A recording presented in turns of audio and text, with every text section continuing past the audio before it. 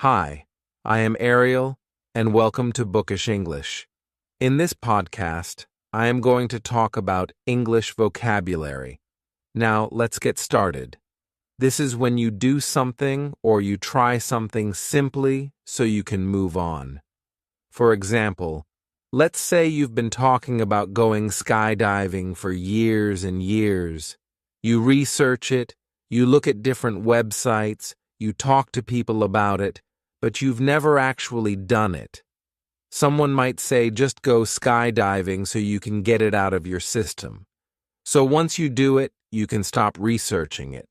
Stop looking it up and just move on already. I like this one. Speak of the devil, speak of the devil. This sounds negative because of devil, but it's not at all. This is used when you're talking about someone and they appear exactly as you're talking about them. This has happened, right? Let's say you're talking to a friend about your mutual friend, Bob, and you're talking about Bob. Oh, is Bob going to come to the party? Oh, I'm not sure. I haven't talked to Bob. And then your phone rings and guess what? It's Bob. And then you can say, speak of the devil to give someone the benefit of the doubt. This is when you trust someone, when they tell you something. So if a coworker is late and they call you and they say, I'm stuck in traffic, let's give him the benefit of the doubt. Let's trust that he's actually stuck in traffic. No pain, no gain. This is a classic one. This is used to say that if you want results, real results, you have to be willing to work hard and get uncomfortable. So I might say, if you want to improve your public speaking skills, no pain, no gain. You have to be willing to get uncomfortable. Hang in there. This is a great one. It simply means don't give up. I know learning a language is hard, but hang in there. A penny for your thoughts. This is used to ask someone what they're thinking. So let's say your friend is just starting out the window, and you probably are wondering, what are they thinking about? You can turn to your friend and say a penny for your thoughts. It's not rocket science. Rocket science is complicated, right? But if we say it's not rocket science, this means it's not complicated. So I could say becoming a confident English speaker is not rocket science. It's not complicated. You just have to practice speaking to let someone off the hook. This is a great one because it means that you don't punish someone, one, for a mistake or a wrongdoing. So your boss could say, I know you came in late today, but I'm going to let you off the hook. I'm not going to punish you. To make a long story short, this is when you take a long and usually complicated story and you make it very simple by sharing it briefly. So, you could say, long story short, we missed our flight. So there's a long story about why you missed your flight, but you don't explain those details. You just say, long story short, we missed our flight. Easy does it, easy does it. This is a way of saying, slow down. So, if your friend is at the gym and they're trying to do too many exercises with too much weight, you might say, easy does it slow down to go back to the drawing board. This is when you need to start over and create a new plan or strategy because the first one failed. So let's say you were trying to solve a computer problem. You came up with a strategy, it didn't work. And then you can say to your team, well, let's go back to the drawing board and try again. Once in a blue moon, this is an event that happens infrequently. For example, I only see Kara once in a blue moon, not very often at the drop of a hat. This is a great one because it means without hesitation or instantly. For example, Call me if you need anything, and I'll be there at the drop of a hat. It means I'll come instantly if you need anything. So it's a really nice, reassuring thing to say to someone. To add insult to injury, this is when you take a bad situation and it becomes even worse. So let's say you're going out on a first date and your date showed up late. That's already a bad situation. But then to add insult to injury, your date forgot his wallet and you had to pay for both of you to hit the sack. This means to go to bed. For example, I'm really tired, I'm going to hit the sack. The ball's in your court. This is used when you need to make the next decision or the next step. So I might say, we offered her a great promotion. So now the ball's in her court. So it's up to her to decide if she's going to accept the promotion or look for another job or do something else, to be or to go barking up the wrong tree. This is when you look in the wrong place or you accuse the wrong person. For example, if you think I lost your ring, you're barking up the wrong tree. You're accusing the wrong person to get or to have your ducks in a row. This is when you're well prepared or well organized for something specific. So you might say, the conference was supposed to start 10 minutes ago. They should have gotten their ducks in a row. They should have been organized or prepared to get or have the best of both worlds. This is when you enjoy the advantages of two very different things at the same time. She works in the city, but she lives in the country. She gets the best of both worlds, the lion's share. This is the largest part or most of something, so you might complain. I did the lion's share of work on this project to be on the ball. This is when you're performing really well. Wow, you completed all those reports already. You're on the ball to pull someone's leg. This is when you're joking with someone. So we usually use this to reassure someone you're only joking. Don't get upset. I'm just pulling your leg to pull yourself together. This is when you need to calm down. You regain your composure after being really upset or agitated, angry, annoyed, and then you calm down south. I might say, pull yourself together. It was a false alarm. So the alarm made you really agitated, and I'm telling you to calm down south. Far so good. This is how you reply when you want to let someone know that everything is okay until now. How's the project going? So far so good to be the last straw. This is when you have no patience left for someone's errors or mistakes. So I might say, this is her 5th time being late this month. That's the last straw. No more patience for her mistakes. Time flies when you're having fun. This is used to say that you don't notice how long something takes because it's enjoyable. So you might look at your watch and say, oh, wow, it's 1 a.m. already. And then someone could reply and say, yeah, time flies when you're having fun to be bent out of shape. This is used to say you're upset, you're angry. For example, Janice is bent out of shape because she has to work late tonight. To make matters worse.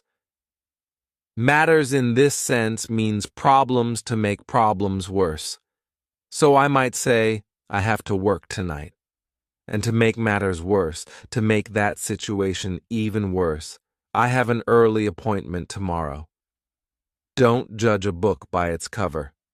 You've probably heard this one. It means that you shouldn't judge someone or something on appearance. For example, let's say I'm hiring people, and I say, I'm not going to hire him. Look at his hair. And then my colleague would say, well, don't judge a book by his cover. Look at his resume. 2. Fall between two stools.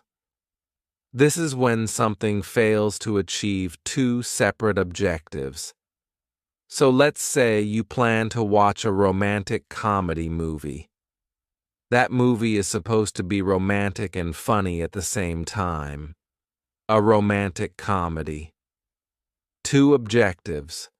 So you could say that movie fell between two stools. It wasn't romantic and it wasn't funny to cost an arm and a leg. This is when something is exceptionally expensive.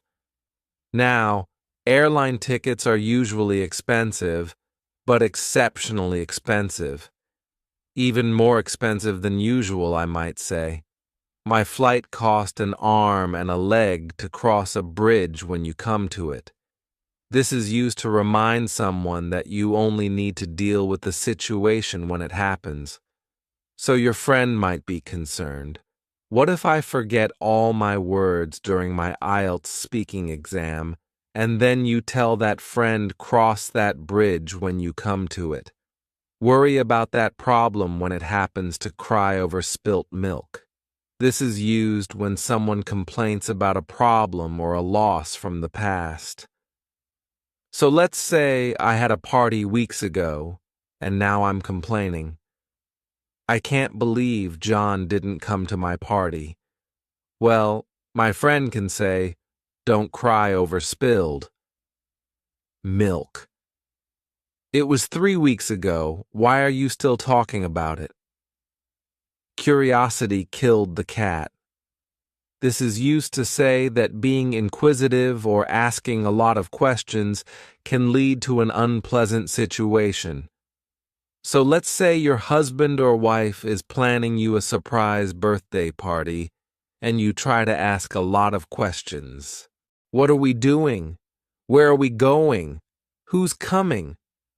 Then your husband or wife can say curiosity killed the cat. Just to remind you, don't ask so many questions to miss the boat. This is when you lose an opportunity because you were too slow to take action. For example, the application deadline was last week. I missed the boat to be on fire. This is to perform really well. Wow, your presentation was amazing. You were on fire to spill the beans. This is when you reveal a secret when you shouldn't have revealed a secret. So let's say you're planning a surprise party for someone, and then you tell everyone, don't spill the beans. Don't reveal the secret. And finally, to be under the weather. This is when you feel unwell, when you feel sick. I'm a little under the weather today. You are doing a great job. Think of everything you've learned so far. Now let's focus on how you can share your opinion and do that very professionally and naturally. You're going to learn over 50 opinion words right now. Now let's get started with first sharing your personal opinion. Let's say you're in a work meeting and you have an idea you want to share with everyone. We should hire a marketing expert to build our website. You can absolutely see that. But you can sound more professional, more advanced if you use an opinion word. Now, there are many different phrases you can use to share your personal opinion. I recommend starting with 2 to 3 that you like the most, and then you can add more once you get comfortable with them, so you have variety and you're not always using the same one. Here's the list, in my opinion, as far as I'm concerned, from my perspective. From my point of view, personally, I think that, in my view, I'd say that I believe that. I strongly, firmly believe that. I'm convinced that there's no doubt in my mind that I feel that. In my mind, it seems to me that, so, let's take our idea again. We should hire a marketing expert to build our website. As far as I'm concerned, we should hire a marketing expert. In my opinion, in my mind, personally, I think that we should hire a marketing expert. So you can use any one of these. And remember, variety is key. You don't always want to say, in my opinion. You can absolutely use that, but you want to have variety. Now let's talk about agreeing with an opinion. So you're in a meeting and a colleague says we should postpone the conference. Or your colleague used an opinion word and said, I firmly believe that we should postpone the conference. Now let's say that you agree with your colleague. What can you say? Well, again, here's a big list. Start with 1 to 2 and add them as you get comfortable. I agree. I agree with you. I think so too. That's a good point. You're right. Definitely, absolutely. I second that. I couldn't have said it better myself. I couldn't agree more. We're on the same page. You hit the nail on the head. So your colleague says, from my perspective, we should postpone the conference. And you say I couldn't agree more. We should postpone the conference. You're right. We should postpone the conference. Absolutely. We should postpone the conference. I agree with you. Now let's say your colleague shared an opinion that started with, I don't think we should postpone the conference. Personally, I don't think we should postpone the conference. We have one very specific phrase that you can use when you want to agree with a negative opinion. Do you know what that is? In my mind, I don't think we should postpone the conference. Neither do I. Neither do I. You only use this when you're agreeing with, I don't think neither do I. Now let's talk about disagreeing with an opinion. So you're in a meeting, and your colleague says, in my mind, we should look for a new supplier. Now you don't agree. What can you say? You can say, I disagree with you. I'm afraid I disagree. On the contrary, I understand where you're coming from, but I respect your opinion. But that's a good point. However, I see your point, but I have a different perspective, I think. Can I share my opinion? That's one way of looking at it. But have you considered the fact that now the first one I shared, I disagree with you, is probably the least commonly used because it sounds argumentative, and we generally want to say this softly to someone. So it's way more common to say, I'm afraid I disagree with you. It makes it a lot softer. Or, you could acknowledge that I respect your opinion, but I don't think that's a good idea. I respect your opinion, but I think we should keep our supplier. My personal favorite in this category is, I understand where you're coming from, and then you share your opinion or whatever information you like. I understand where you're coming from.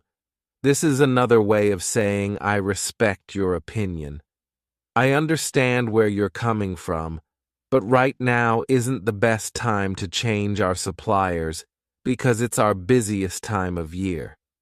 We should wait until Q4. And remember, you can add your personal opinion words as well. From my perspective, in my mind, from my point of view, we should wait until Q4. So you can absolutely combine these different opinion words together. Now let's talk about sharing a general opinion. So something that most people would agree with. Here's a statement. Repetition is key when you're learning any new skill. Now I personally believe this, but it's not my opinion per se. This is just a commonly held opinion by most people. By many different people. So here are some general opinion words you can use.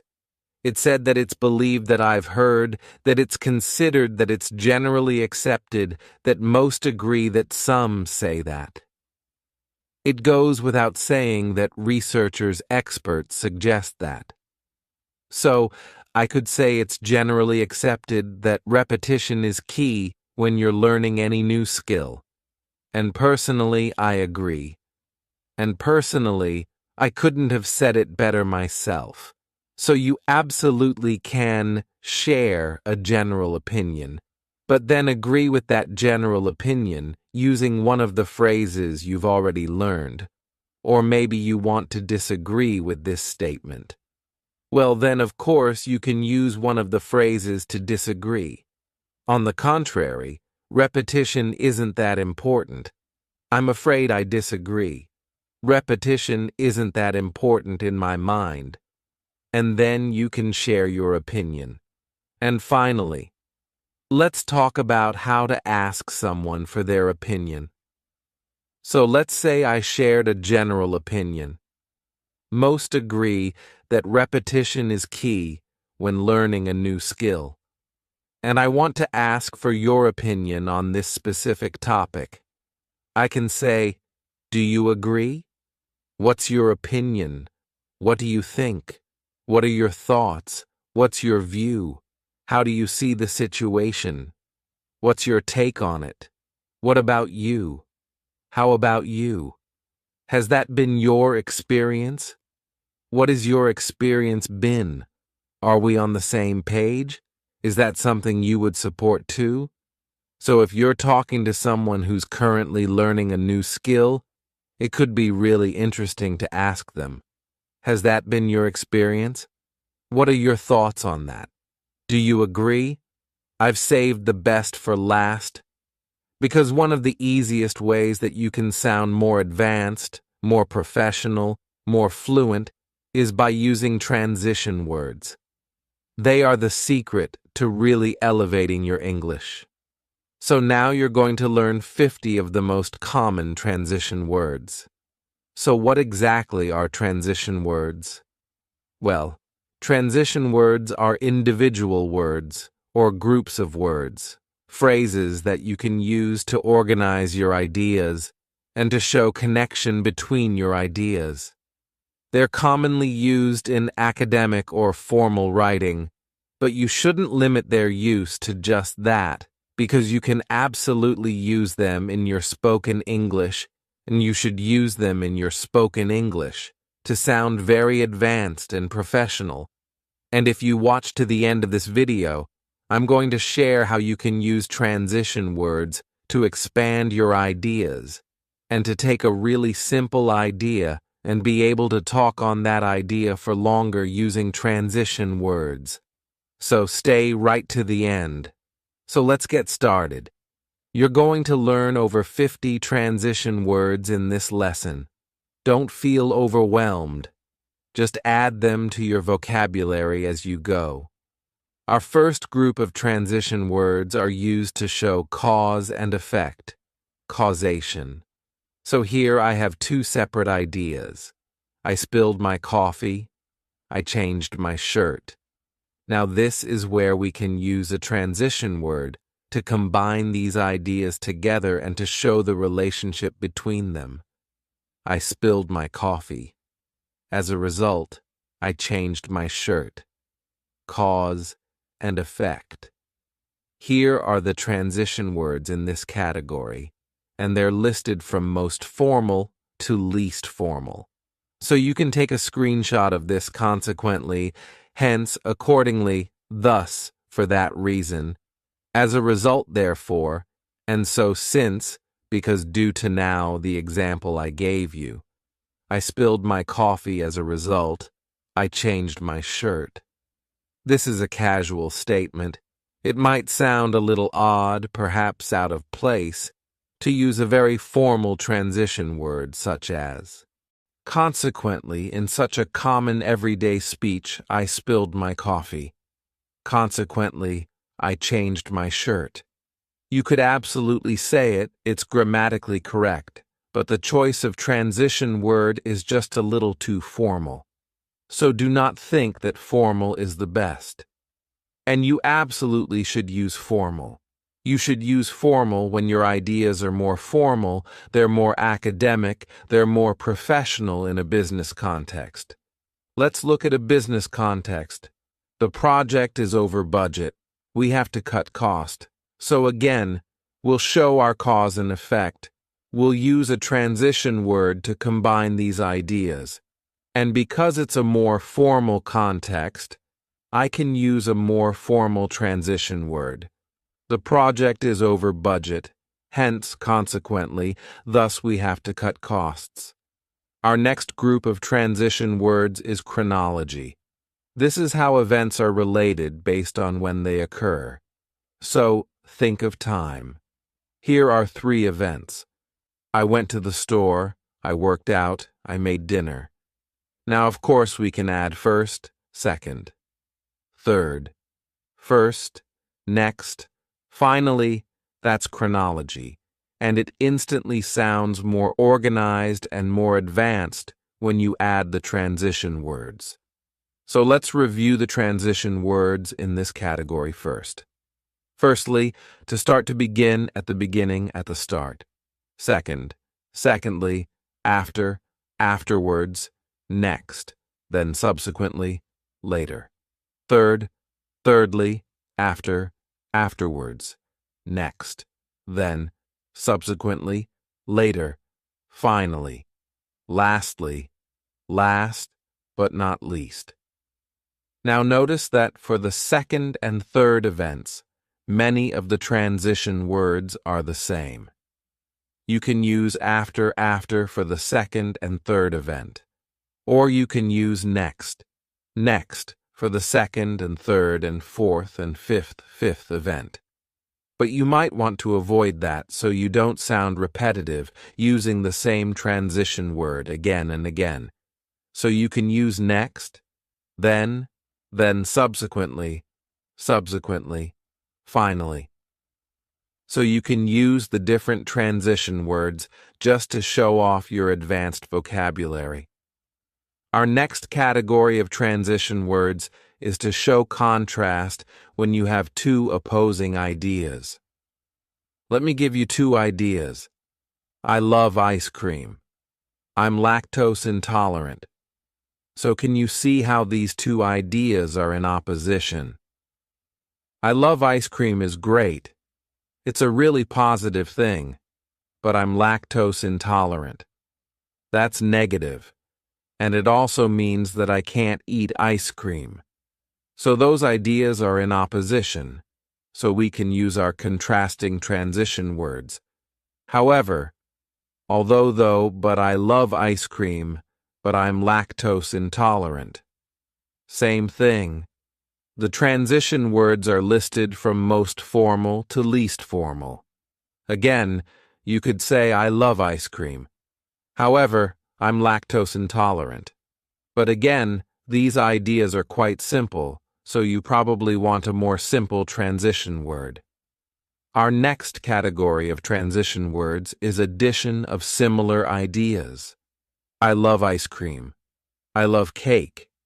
It's adding a similar idea because they're both in the same category, which is desserts or sweets. The most common transition words from most formal to least formal in this category are furthermore, moreover, further, additionally, in addition also. And I love ice cream and I love cake. Obviously, you know that one. So, why not try to advance your vocabulary by using in addition I love ice cream, in addition I love cake. Now let's talk about generality. This is when things are true most of the time. The most common transition words in this category are in general, generally speaking, by and large, for the most part, most of the time, more often than not, usually, typically, mostly. So let's take an example. Our meetings are very productive. Now, of course, I'm sure there's 1 or 2 meetings that aren't very productive, but most of the time, in general, generally speaking, our meetings are very productive. Now let's look at the category of examples. There are really only three main transition words.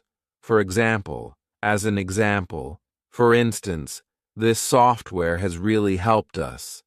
Now it can make your point a lot stronger or help you expand on your idea by adding an example. This software has really helped us. For example, as an example, for instance, it reduced our error rate by 40%.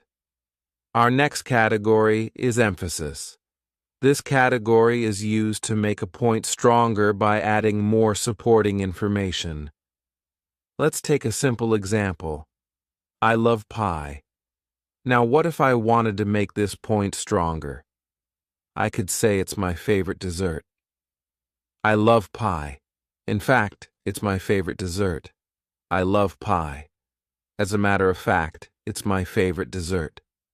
These are the only two transition words that are commonly used to add emphasis.